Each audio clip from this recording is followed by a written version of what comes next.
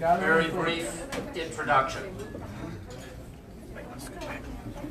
I got a dozen reasons to like Senator Chris Van Hollen, but I'll only give you a couple. And maybe the most important, that his parents served in the Foreign Service, the institution dearest to my heart, and he knows what it means to serve and what it means to have a broader view of the world than what you can see from the Potomac. Second, that he was staff on the Senate Foreign Relations Committee as they considered the INF Treaty back in the 1980s. Third, that he has served the county and the state where I reside as in both the House and in the Senate, and has done it not by a narrow provincial view of what's good for my district and what's good for my state, but very much what's good for the country. And now most recently, on the topic that we've spent so much time today discussing, he led 23 other senators in writing to the President to urge an extension of the New START Treaty. We talked about nuclear weapons all day. If you would rather talk about climate change, health care, the Orioles, whatever you like, all right. But please join me in thanking the Senator for coming to our annual meeting.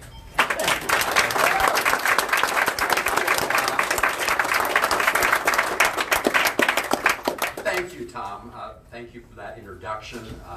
Thank you for all your service to the country in your earlier capacities and now here at the Arms Control Association. And it's wonderful to be here with all of you. Thank you for this invitation. And I'm glad you're a Marylander. I also want to mention another Marylander, Larry Weiler, who passed away just a few months ago. Who, as you know, was a true towering figure in the area of arms control. Bruce, is that Bruce? It is. Oh my goodness. Bruce McDonald. So I'm going to get to that story in 1 second. But Larry Weiler helped negotiate the Nuclear Test Ban Treaty, the Non-Proliferation Treaty, and Assault 1. And so I think as we gather here a few months after his passing, we should dedicate ourselves to building on his legacy. And I want to thank all of you for being a part of that effort. I also want to thank the Arms Control Association and all of you who have been associated with it over the years and who are supporting its efforts now for all the work that you've done to build a more stable and peaceful world since you were founded in 1971. And I'm going to date myself a little bit here. I already have with friend Bruce McDonald, but as Tom said, before I ever thought of running for elected office, I mean, I wasn't thinking about it at all. I interacted a lot with folks at ACA and in the arms control community back in the 1980s. As Tom said, I grew up in a foreign service family. And by the way, we created just last year a bipartisan foreign service caucus on Capitol Hill. I teamed up with Dan Sullivan, Republican senator from Alaska, and our goal is, during all times, but especially at this particularly turbulent time, to let people in the Foreign Service know that they have friends on Capitol Hill, and we're working to support their efforts. So I grew up in a foreign service family, many places around the world, but one of the things that I remember most and had a great impact on me was when I read Jonathan Schell's New Yorker series, The Fate of the Earth, that described what would happen to the planet after a nuclear war. That, among other things, led me to concentrate in graduate school on international security matters. And I went to work on Capitol Hill in the mid-1980s as the legislative assistant for defense policy and arms control, that was in the title, to former Maryland Senator Mac Mathias, who was a very, hey Joe, all right, I'm going to stop doing that stuff. So, who was a liberal, moderate Republican of the Republican civil rights era. Unfortunately, I don't find too many in that mold anymore. But I did that work for Mac Mathias, and then in 1986, when the Democrats won the Senate, I went to work on the Democratic staff of the Foreign Relations Committee and worked with folks like Bruce, who was also working as a staff member on the Hill. And part of my portfolio was NATO, and as part of that portfolio, I did work on the ratification of the INF treaty back in the day. And then what happened was the Berlin Wall came down, end of the Cold War. It was great news for the world. It was great news for the country. Ushered in a period of relative stability, including on arms control agreements, the most recent one being New START. But for a whole cadre of us who worked on nuclear arms control on Capitol Hill, we pursued other interests at that time. But now we gather here at another urgent moment. I mean, it's been important work all along, but we're in an urgent moment now, because with this new administration, the Trump administration, we seem, all signs indicate that we're jettisoning, that we're abandoning what has been a bipartisan tradition of recognizing that, yes, we need to modernize our nuclear forces, we need to modernize our triad, we need to make sure it's survivable and resilient, but that we should do it within the framework of an arms control architecture that leads to predictability and stability and transparency. That has been an important formula that even as relations between the United States and formerly the Soviet Union, now Russia, as they've gone up and down, we still maintain that conversation, we still maintain that structure. And that structure has helped keep the peace. Now with this new administration, we may very well be in another world, and certainly with John Bolton in the White House, we are in a very different world. He has not found a nuclear arms agreement, or as far as I can tell, any multilateral agreement or an international agreement that he likes.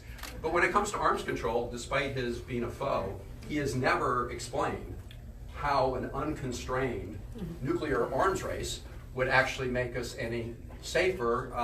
He can never answer that argument. He just tells us what he doesn't like, but he doesn't tell us what's better that would make us more stable. And so that's where we are right now. And the first, well, there are many signs, but of course, tearing up the INF Treaty was an early indication of where this administration's going. Now, I want to be really clear that the Russians violated the agreement, and there's a consensus in NATO that they violated the agreement. And we can't just sort of stand idly by.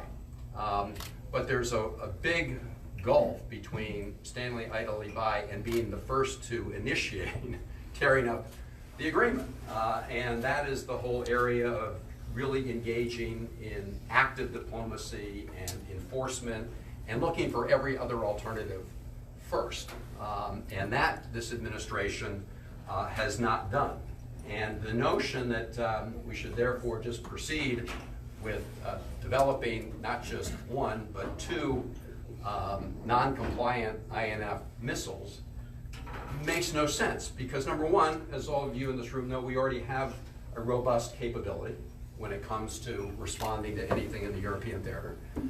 We already have dual capable bombers with gravity bombs. We have air-launched cruise missiles.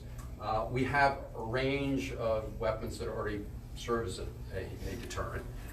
And so just building more for the sake of them, building more, doesn't do us any good, and you create more instabilities, as you know. In addition to the fact, I don't buy the argument that we need to have an intermediate range missile on Guam for the purposes of holding the Chinese in check. Lots of things we need to be doing in that region, but I don't think a missile on Guam does the job. And as you know, our other allies, Japan and South Korea, have made it very clear they won't deploy this kind of missile. So there's really no argument, in my view, no good argument for rushing to tear up the agreement. Obviously, it created a lot of anxiety among our European allies.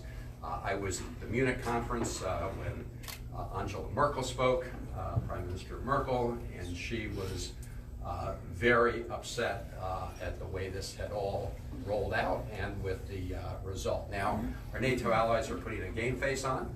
You saw the Secretary General here addressing the United States Congress, but they would have preferred to see a very different outcome here. And of course, what's happening on INF leads to even more worrisome situation with respect to New START. Because as you know, if you get rid of INF and New START, you're in a world where there are no enforceable,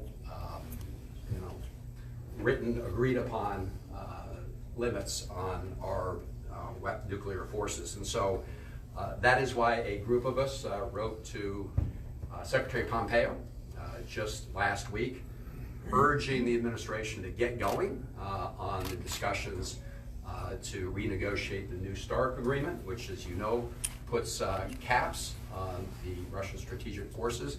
They have complied with the New START agreement. And as we modernize our nuclear forces, as we need to do to maintain our own deterrent, it's a much better world to do that in, where we have predictability and stability, knowing what the Russian strategic forces are and what limits they're under. In addition to the really important transparency and inspection regime that brings. So you get rid of New START, you get rid of INF, you are flying entirely blind potentially, unless both sides voluntarily agree to comply, and that's not guaranteed. So that is a big, big issue. The other issue I just want to focus on for a second has to do with the overall sort of nuclear posture that this administration's pursuing when it comes to nuclear weapons. As I said, I think we all agree that we need to modernize our nuclear forces, but we don't need to add on every single conceivable new capability. It's kind of like showing up at a buffet and instead of having a balanced meal, it's like, okay, I'll just gorge on every single capability that's out there. When you only need a balanced meal to do the job and don't need to, eat every single thing at the nuclear buffet table, or defensive, like a Star Wars Redux. And there are a couple major downsides, even bigger downsides, compared to eating everything at a buffet. The first of all is, when you're at a buffet, you pay one price and you get to eat everything. When you're at the nuclear buffet table and you want to gorge, you got to pay for everything.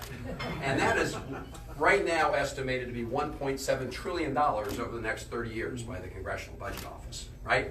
And that's if you just do the current plan. If you add on all the other capabilities this administration apparently wants to add on, you're talking about an even bigger price tag. And so in addition to having a big price tag, you're also talking about building additional capabilities, not only that are unnecessary, but can be very destabilizing. And that's especially true when it comes to these two new capabilities with submarine-launched ballistic missiles, putting a conventional warhead on some, as well as resuscitating the nuclear-armed sea-launched cruise missile.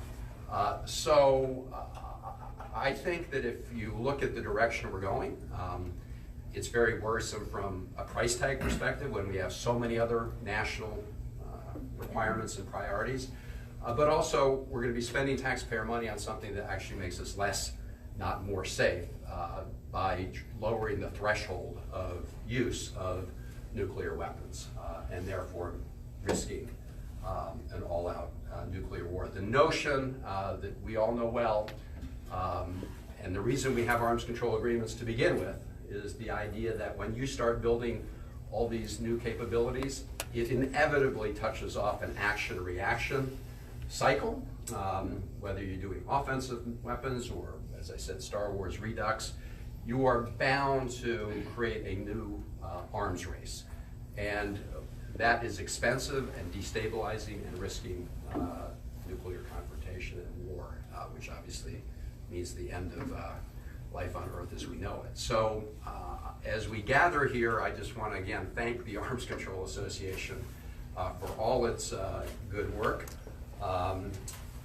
In our office, we're very focused on this. In addition to the letter, we're going to be teaming up with Senator Merkley and others on the Appropriations Committee to try to zero out the funding for these low-yield warheads that I mentioned that are unnecessary. Adam Smith, the chairman of the House Armed Services Committee, as you know, is pursuing a similar approach.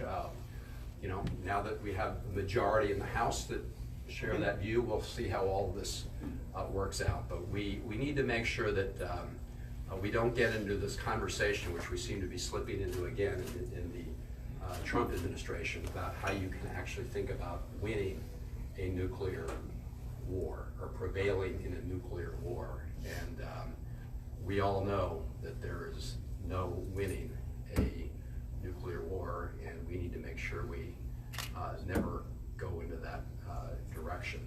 And so I'm going to close with a reminder from both former President Reagan and former President Gorbachev along those lines. But before I do want to recognize somebody who joined our office, is known to some of you, who is in a great line and tradition family in arms control, but is doing incredible work in our office, and that's Paul Warnke, the grandson of the director of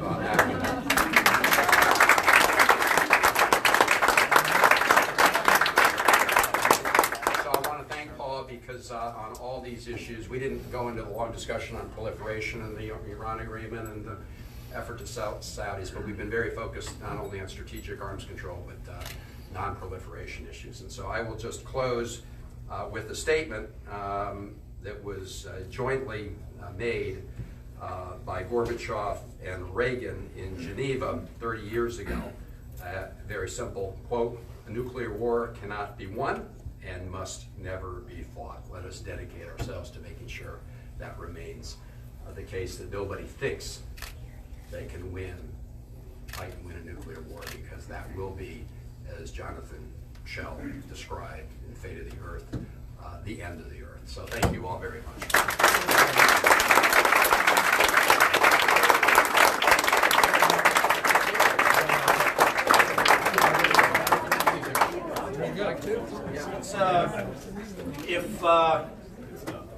If you all have time, the senator will take a couple of questions, and then I want to be another drink question. I'm the first of 80 people here who want to buy you a drink. But, if you don't mind taking just a couple more minutes. Anybody? Questions you got? Alex? Hey. Chris, one of the things that's troubled me is that we don't seem to be able, in the current situation, to have any treaties agreed to, in particular arms control, but really it extends to almost anything.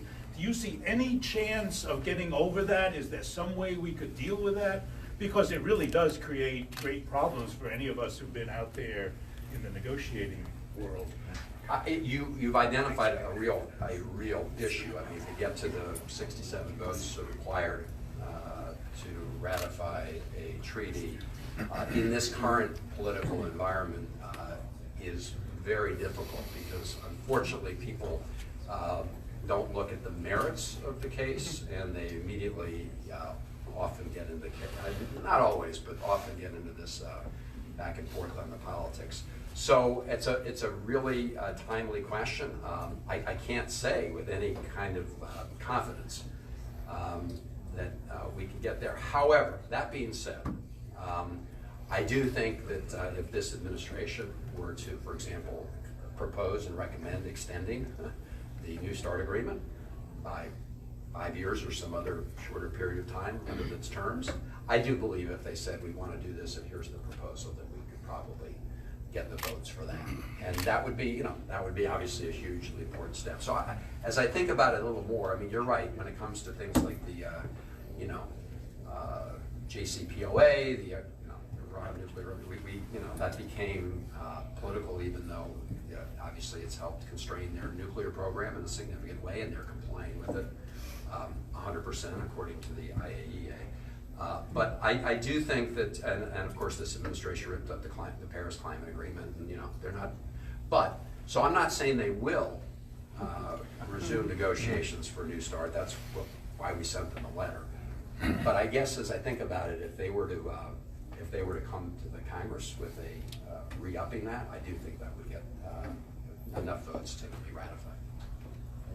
Actually, I don't even think it needs to be ratified. So that's actually, that can be done with by the agreement of the two leaders, so we don't need a ratification on that one.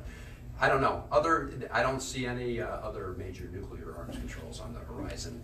But you're right, in terms of international agreements generally, it's been tough. I mean, my goodness, we could not, this is before I was in the Senate, there was the International Convention, I don't remember the exact title, on individuals with disabilities. Bob Dole was there on the floor, for goodness sakes. And, there were these right-wing conspiracy theories going around about world takeover. So that's just an illustration of how difficult it is to get an agreement. But as I remembered, yes, we could extend a New START just with the signature of the two presidents.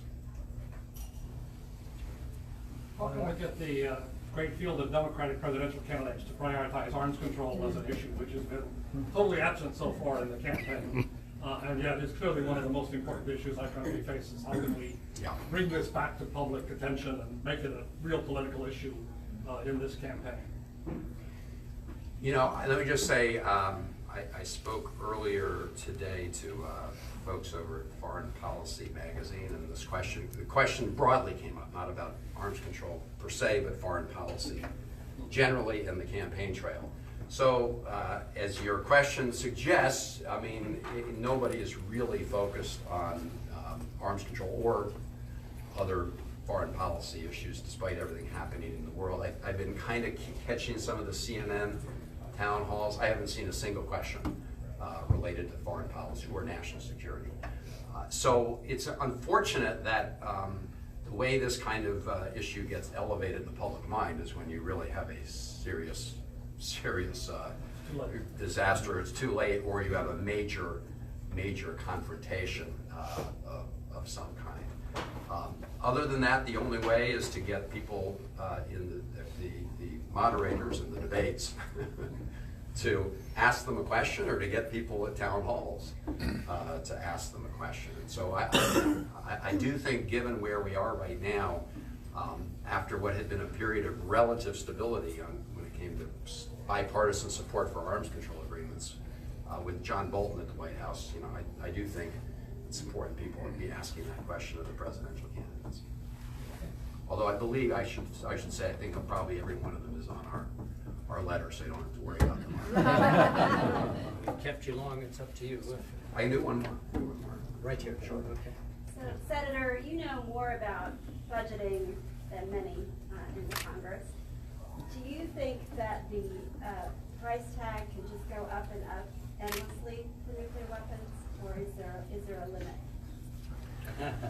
All right, so there are two pieces to that. One is from my perspective, there's the overall defense budget, and then there's what part of that is for the nuclear arsenal. As you know, the overall defense budget has been going up dramatically. Now, a lot of that does relate to force readiness, a lot of that does relate to pay and benefits, but a lot of that is also on the conventional side, trying to do the full buffet as they're trying on the nuclear side. So that's when it comes to the nuclear force components, as I indicated, even maintaining the modernization program that we would all support is hugely expensive. Adding these other capabilities, unnecessary and destabilizing capabilities, is even more expensive. So we're going to make a go of it. I can say it's going to be really hard for us to eliminate funding for those low-yield nuclear programs that I mentioned in the Senate, on the Senate side, but Adam Smith is going to do that on the House side, and so that takes us to a conference. The NDAA bill, the National Defense Authorization Bill, is a bill that has passed every Congress for years and years.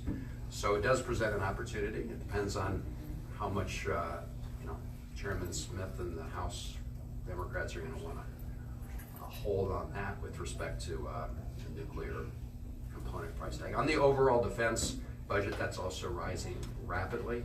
And that actually can also be rationalized and reduced. One thing we have insisted on over the last many years of different agreements is this idea of parity between our non-defense spending and defense spending, not because there's some great magic artificial number there, but because we are very underinvested when it comes to education and other fundamentals for our country and our national security. So I can safely predict that whatever the number for defense is, you're going to find at least rough, if not parity, for non-defense, and we'll just have to see where both those numbers end up. Now, if there's no agreement, you go to a continuing resolution. Government shutdown or a continuing resolution. But let's just say continuing resolution. Then you also have to eliminate the sequester provision that's embedded currently in the budget for a number of years more. But anyway, we need a robust discussion on the whole, all the items in our defense budget. Unfortunately, we haven't really had that, and hopefully this presidential campaign will be an opportunity to talk about that as well. I can't resist.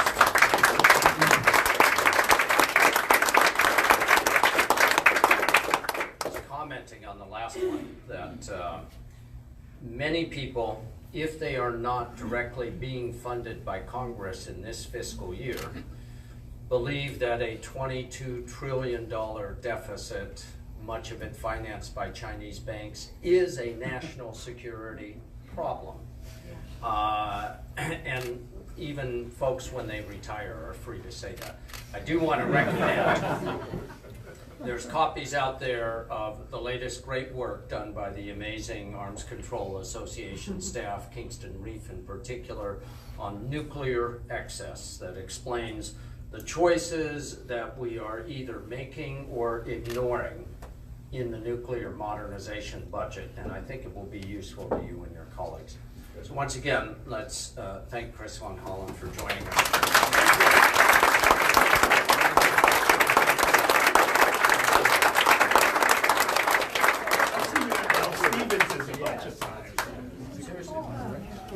Thanks a lot. That was very good. Thank you. Thank you.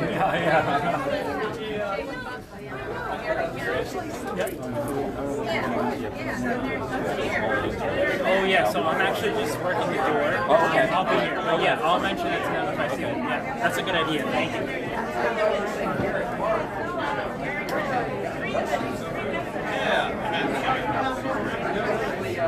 Oh my gosh. Oh, yes.